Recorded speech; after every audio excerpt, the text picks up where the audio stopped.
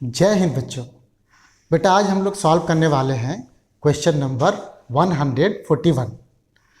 ये पिछले वाले क्वेश्चन की तरह ही आसान है। इसमें भी हम लोग वर्क एनर्जी थ्योरम अप्लाई करेंगे और हमारा प्रॉब्लम सॉल्व हो जाएगा। और जैसा कि हमने आपको पिछले ही क्वेश्चन में ये समझाया था कि जब भी हमको वर्क एनर्जी थ्योरम अप्लाई करना होता है तो हम एक सिस्टम चुनते हैं और उस सिस्टम पे जितने भी फोर्सेज लग रहे होते हैं सबका वर्क डन निकालते हैं। इन सारे वर्क को हम फिर उनके साइन के साथ जोड़ देते हैं। जोड़ने से जो रिजल्ट आता है उसको सिस्टम के काइनेटिक एनर्जी में चेंज से इक्वेट कर देते हैं। बहुत सिंपल सा प्रोसेस है, लेकिन सबसे इम्पोर्टेंट काम ये है कि हम सिस्टम कैसे चुनें।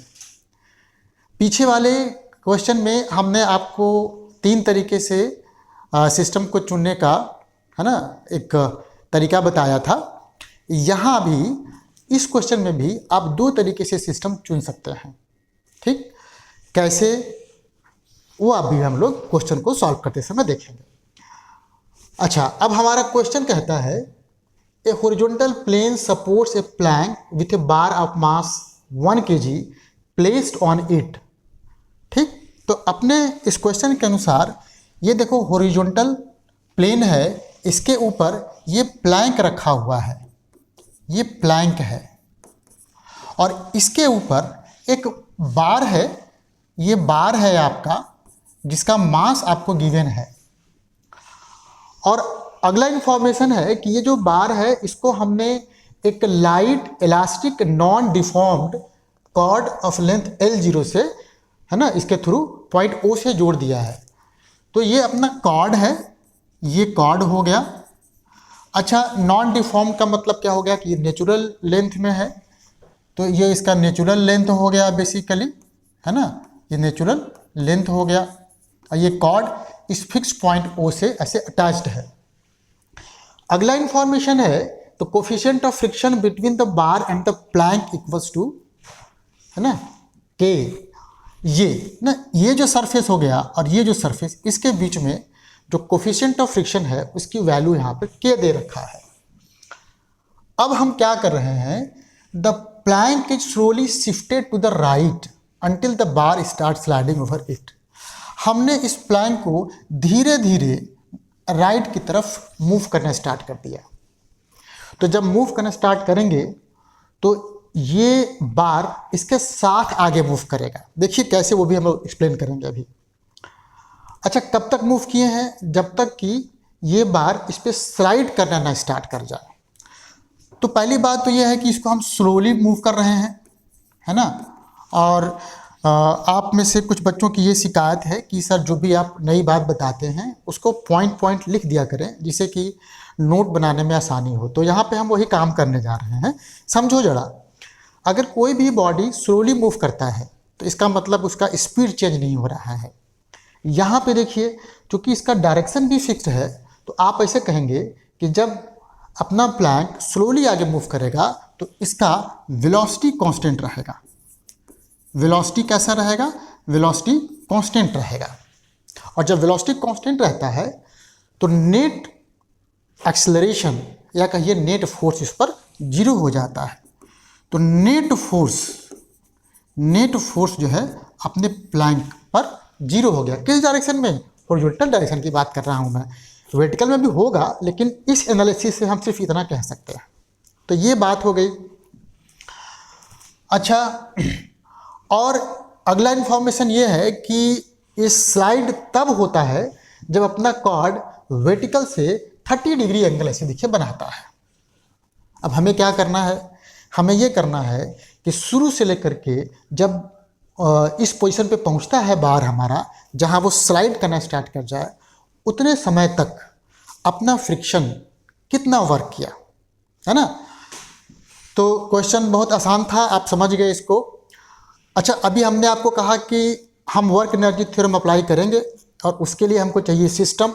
तो यहाँ देखो, अगर आपकी इच्छा है और आप सीख चुके हैं या सीखना चाहते हैं तो चाहे तो केवल इसको आप सिस्टम ले सकते हैं, अपने बार को। अगर आपकी इच्छा है तो बार और ये जो कॉर्ड है इस दोनों को मिला करके सिस्टम ले सकते हैं। आपके लिए यहाँ प्लैंक के साथ, मतलब प्लैंक, बार और ये जो कॉर्ड है, इन तीनों को सिस्टम लेना थोड़ा अच्छा नहीं रहेगा, क्योंकि इसका मास नहीं गिवन है तो हम इस पर वर्क डन वगैरह निकाल नहीं पाएंगे। तो यहाँ पे हमारे पास क्या हो गया कि दो तरीके से हम सिस्टम चुन सकते हैं। मैं क्या लूँगा, मैं सिर्फ इस बार को सिस्टम लेके चलूँगा।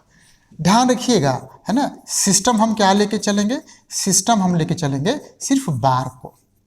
अब अगर हमने सिस्टम ले लिया तो सबसे पहली बात यह है कि हमको इस पर लगने वाले फोर्सेस दिखाने होंगे ताकि उनका हम वर्क डन निकाल सकें।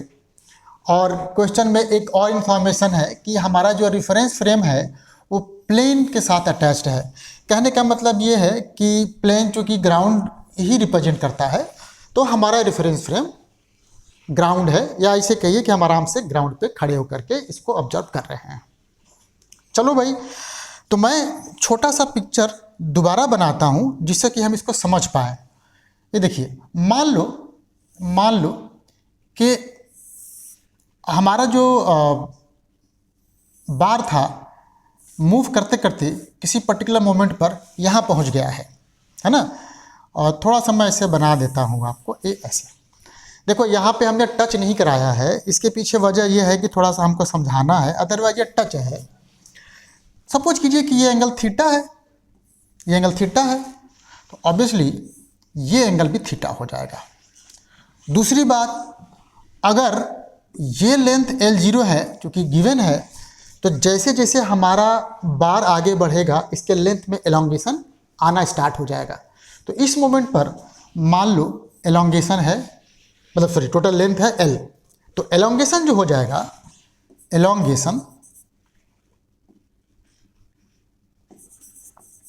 एलोंगेशन जो हमारे स्प्रिंग में आ जाएगा वो हो जाएगा delta L equals to L minus L0। ठीक है, अब निकालता हूँ मैं, देखिए कैसे। अब अगर मैं L की बात करूँगा तो यहाँ से देखो, अगर मैं थोड़ा सा इसको ऐसे मिला देता तो ये मेरा एक ट्रायंगल बन जाता और इसकी मदद से मैं L निकाल सकता हूँ। तो बेटा ये वाला एंगल तो 90 माइनस थीटा हो गया आपका। आप लगाएंगे sine 90 minus theta equals to perpendicular upon hypotenuse. तो यहाँ से L जो हो गया आपका, ये हो जाएगा L0 upon sine 90 minus cos theta, sine 90 minus theta मतलब कि कॉस थीटा। तो ये हो गया आपका सेक थीटा। यहाँ पे आपने वैल्यू रखा L0 ब्रैकेट में सेक थीटा माइनस 1 के बराबर, इसमें एलोंगेशन आ गया। अब समझो जरा, एलोंगेशन जब आता है इसमें तो ऑब्वियसली हम लोग जानते हैं, पीछे वाले क्वेश्चन में ही कर चुके हैं कि इसको अब हम स्प्रिंग की तरह ट्रीट करेंगे। और जब स्प्रिंग की तरह ट्रीट करेंगे तो इसमें एक स्प्रिंग कांस्टेंट होगा, उसको मैं ये ऐसे दिखा रहा हूँ, है ना। अच्छा, इस बुक में स्प्रिंग कांस्टेंट ना कह करके इसको कोफिशिएंट ऑफ इलास्टिसिटी कहा है, तो थोड़ा सा कंफ्यूज नहीं होना है। क्योंकि हम लोग स्प्रिंग कांस्टेंट से अच्छी तरीके से वाकिफ़ हैं, तो हमको थोड़ा सा इसको अपने पढ़े हुए फंडे से कोरिलेट करने में आसानी हो जाएगी, इसलिए हम इसको स्प्रिंग कांस्टेंट अभी कह दे रहे हैं। ठीक है, ठीक।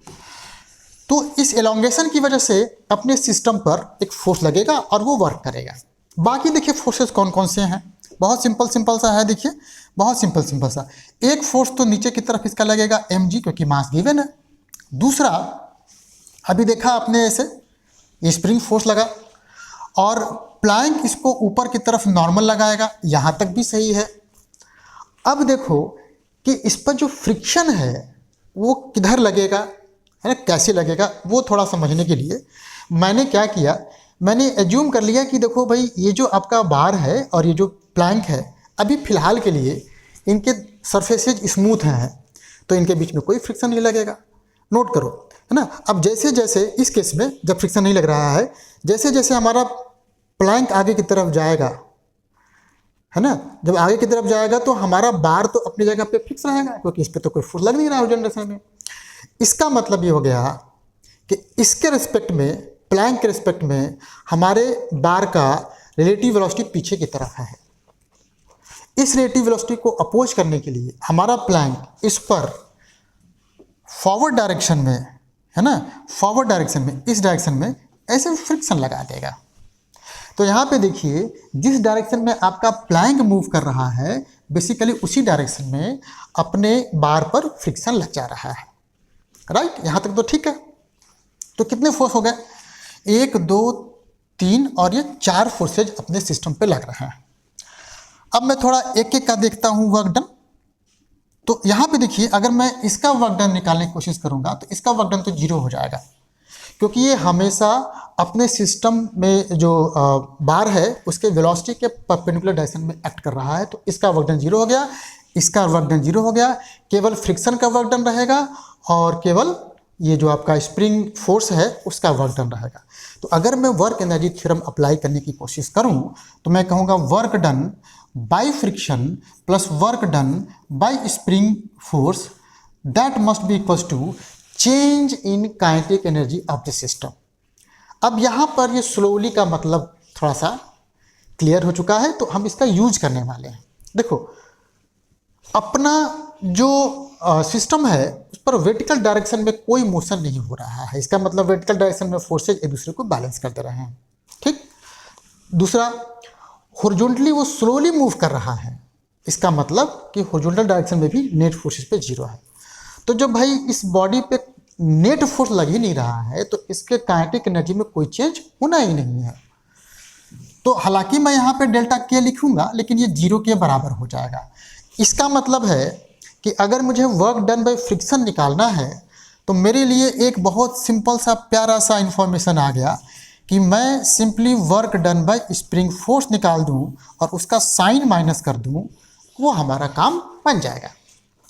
अच्छा, work done by spring force निकालने के लिए हमको चाहिए डेल्टा एल जो कि हमको पता है, और हमको चाहिए ये स्प्रिंग कांस्टेंट, हमको नहीं पता है। तो स्प्रिंग कांस्टेंट को निकालने के लिए अब हमको दूसरा कोई रास्ता चुनना पड़ेगा। तो उसके लिए हमारे पास डायनामिक्स के जो इक्वेशंस होते हैं वो बड़े काम आने वाले हैं। तो देखिए अब हम यहाँ पर है ना इस पर जो फोर्सेज हैं उसको बैलेंस करने की कोशिश करते हैं। तो अनफॉर्चुनेटली थोड़ा जगह नहीं है, तो मैं यहाँ देखिए क्या करता हूँ, वर्टिकल डायरेक्शन में देखिए क्या क्या फोर्सेज बैलेंस हो रहे हैं।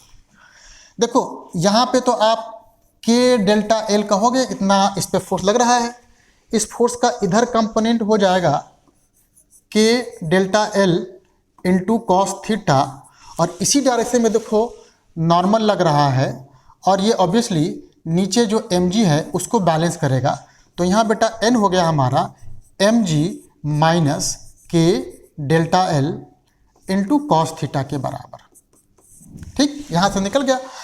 अच्छा अब समझिए हॉरिजॉन्टल डायरेक्शन की बात करूँगा मैं, तो जो फ्रिक्शन है उसको ये बैलेंस करेगा, और जिस मोमेंट पर स्लाइड करना स्टार्ट करता है उस मोमेंट पर नोट करना जरा कि जो हमारा फ्रिक्शन का जो मैक्सिमम वैल्यू है, मतलब लिमिटिंग फ्रिक्शन, वो इस स्प्रिंग फोर्स के हॉरिजॉन्टल कंपोनेंट से बैलेंस्ड है ना। तो हॉरिजॉन्टल डायरेक्शन में अगर बात करूं मैं हॉरिजॉन्टल, तो ये हो जाएगा फ्रिक्शन इक्वल्स टू ये के डेल्टा एल, और ऑब्वियसली ये इसका आप इधर की तरफ निकालोगे कंपोनेंट तो इतने के बराबर हो गया, है ना। अब अगला क्या था, at the moment of sliding क्या हो जाना था, अभी हमने देखिए निकाला है, ये था f हमारा n इंटू के बराबर हो जाना चाहिए। नोट करो भाई, देखो ये स्मॉल के है, ये कैपिटल के है, तो अब यहाँ तो आपको थोड़ा सा केयरफुल रहना है। तो मैं यहाँ से ना इसमें वैल्यू रख दे रहा हूँ, जैसे ही मैं यहाँ रखूँगा तो देखो मेरा क्या आता है, मेरा आ गया n कैपिटल के इक्वल्स टू, मतलब ना ये था के डेल्टा एल साइन, हाँ के डेल्टा एल साइन थीटा। अच्छा n की वैल्यू कितना आया था, n की वैल्यू अगर आप ध्यान देंगे तो वो आया था हमारा mg माइनस के delta L cos theta, mg minus के डेल्टा एल कॉस थीटा, यहाँ हो गया ये साइन थीटा। तो यहाँ से मैं थोड़ा ब्रैकेट को ओपन कर देता हूँ।